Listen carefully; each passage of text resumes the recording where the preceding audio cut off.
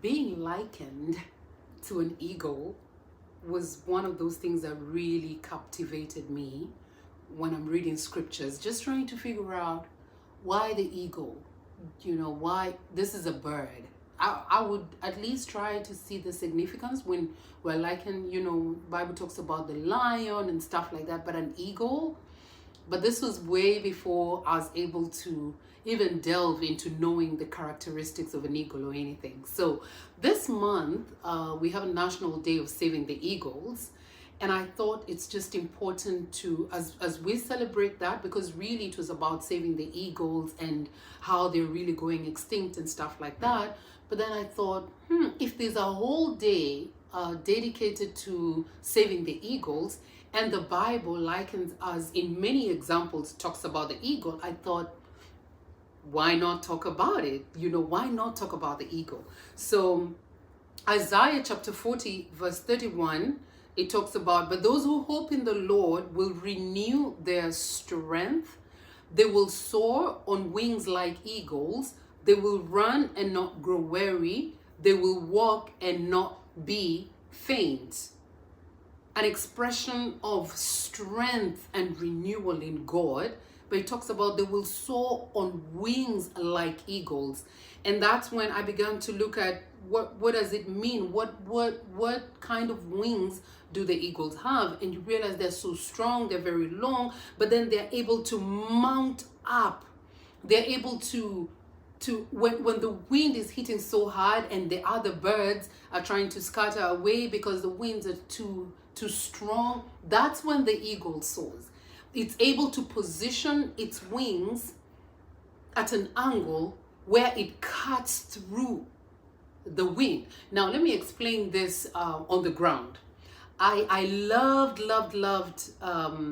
athletics, okay? I was not the best at 100 meters, but I was pretty good 200 meters. So as time went by, that's when my coach talked about that my strength, because I did not have a good start. When the gun goes off, I wasn't the one to sprint out real quick. In fact, when the gun goes off, it took me a minute because I did not like that sound. So it kind of took me a minute to actually get where I am, compose myself, and then take off. But something very interesting happened. Every time I was on the bend of the 200-meter curve, every time I was on that curve, I was able to just gain strength and pass every other person who was on the track with me.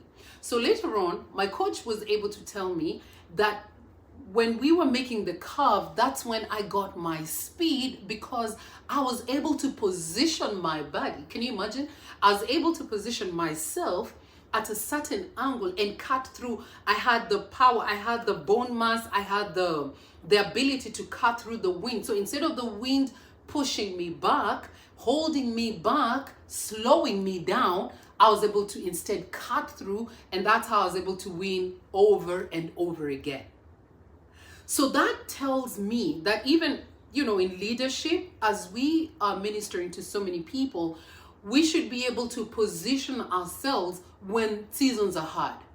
So during COVID, we could see that so many ministries were just not able to bounce back up. We would see so many things were able to shut down. But it's interesting because at the same time, so many people were able to thrive.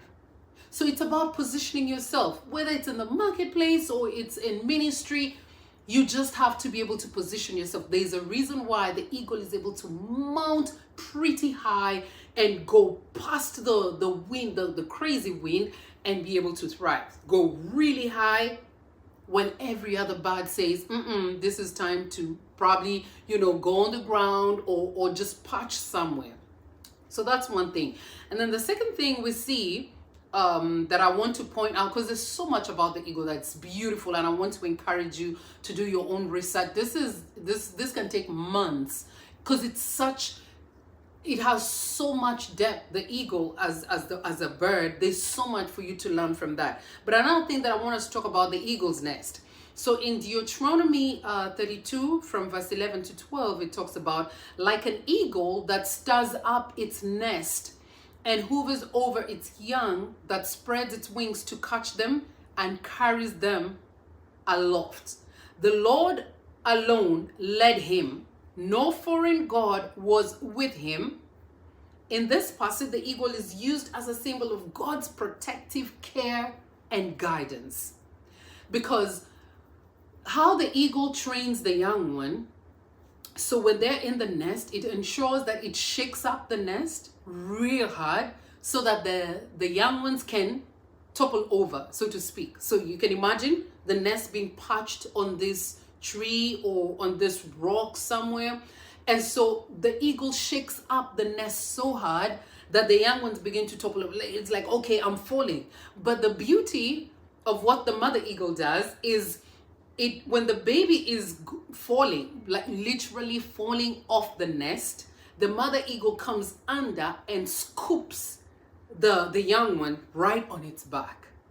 What a beautiful sight, right? And so this verse just reminds us on how God allows us to go through seasons, to go through challenges, but he promises that we will not hit our head or whatever on the ground. He will scoop us. At times we look like we're this close. Those are those times when we say, Lord, where are you? You called me. I said yes to you in ministry, but where are you? Like, I feel like I'm falling free fall. I feel like I've hit rock bottom, but the Lord is saying, no, the steps you see, they're mine. You know, the base you feel, it's me. I am holding you. I am holding. If only you will pray for new set of eyes, you would know that I've not left you. It's called process. And process is important for you to grow, because if Mother Eagle did not shake the nest, the eaglets were not going anywhere. They're comfortable. Mommy goes out, gets whatever food, and then she brings and feeds us. We are okay. We don't want to go. We okay. But then the mother knows this is not sustainable. I need you to grow. I need you to get out of the nest. I need you to fend for yourself. I need you to be all that you can be. But you cannot if you continue staying in my nest. And so the times when you feel the shaking in the ministry, the times when you feel as if you're free falling, just know that God, this is you in the process, and it's okay if you only continue to believe that, no, God, this one who, a good father who, if the son asks for bread, will not give stone. How much more, says the Lord? How much more for me? And then the last thing that I want us to look at is found in the book of Ezekiel, chapter 17, from verse 3 to 4, about the symbol of kingship that we find with the eagle. It talks about, say to them, this is what the sovereign Lord says, a great eagle with powerful wings, long feathers, and full plumage of varied colors came to Lebanon, taking hold of the top of a cedar. He broke off its topmost shoot and carried it away to the land of merchants, where he planted it in a city of traders. It's used metaphorically to represent a powerful nation. The image of eagle taking top of a cedar tree signifies the strength, the dominance of a ruler of a kingdom. Shepherds, I want to encourage you this week, take dominion. Take dominion over your domain. Where the Lord has placed you, thrive. Where the Lord has spoken about you and placed you in that place, I need you to keep pushing. I need you to get up. I need you to survive. And please don't do that without remembering that this life, God has a mark imprinted upon you. You cannot fail. You will not fail. Everything will work out. But you need to be able to trust in the process. You need to stay in the process. At the end of it all, you will emerge at the top. And you will sit down and say, truly, he encourages us. He renews our strength like the eagle. It's beautiful. One last thing before we go. that I want to bring to our attention is how the eagle is so adaptable. The eagle can build anywhere. The eagle can begin it from anywhere, whether it's the rocks, whether it's the mountains, whether it's, I mean, it doesn't matter where it is. It's called being seasoned for every season. Oh, woman of God, you got this. Yes, you do. You and God, you're a majority. Not what's happening in your ministry, not what's happening in the dispensation that we are in. No, you and God are a majority. And the Bible continues to say, if you draw men to me, says the Lord, you just need to draw the people that you're leading to God, not to yourself. And watch what the Lord does with that. He will lift, He will bless, He will do all these things that you need to do so that you can flourish where the Lord has placed you. So this week, remember, as we are saving the eagles this month of January, please remember, you are the most important eagle that we need to save. You.